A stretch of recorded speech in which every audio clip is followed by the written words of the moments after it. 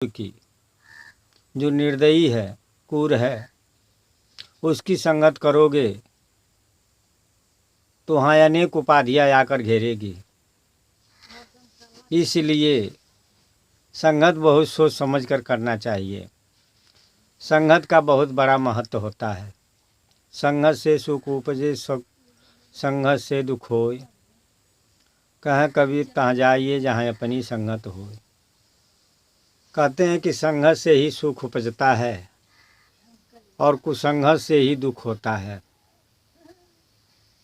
आदमी अगर सही संगत पकड़ता है तो उसके जीवन में सुख मिलता है, लेकिन अगर कुसंगत पकड़ता है तो उसे दुख होता है। जब भविष्य आते हैं लंका से भगवान राम के पास और कहते हैं कि हे मर्यादा पुरुषोत्तम रामचंद्र जी, अब मैं आपके ही शरण में रहूँगा।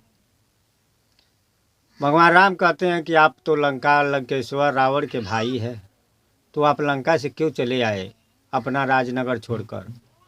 भविष्य ने हाथ जोड़ के कहा कि हे प्रभु, मैंने बहुत दुख सहा, बहुत कष्ट सहा।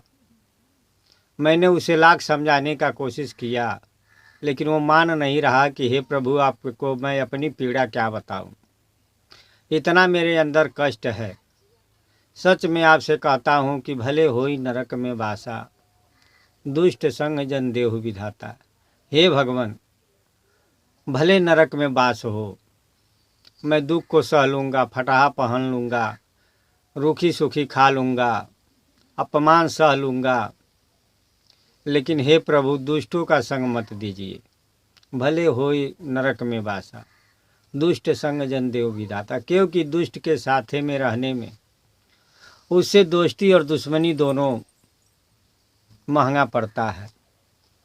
क्योंकि अगर दोस्ती है तो वैसे फंसा देता है चक्रव्यूह में कि झूठ बोला नहीं जाएगा और झूठ बोलवाएगा। अपराध किया नहीं जाएगा लेकिन अपराध कराएगा। अगर उसे दुश्मनी कर लिया जाए तो फिर भी नुकसान है। हे प्रभु, ऐसे व्यक्ति को संगत नहीं चाहिए।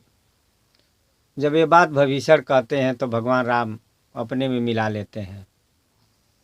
वास्तव में दुष्टों की संगत बहुत नुकसान करती है। बिना वजह आदमी मारा जाता है, कोई बैर कोई दुश्मनी नहीं रहता है। आप लोग वाल्मीकि रामायण या रामचरितमानस रामायण में देखे हैं कि जब भगवान राम बाल को मार देते हैं और बाल तीर पकड़ कर बैठा है, जो पिछले वीडियो में मैं बता भी चुका हूँ कि जब बाल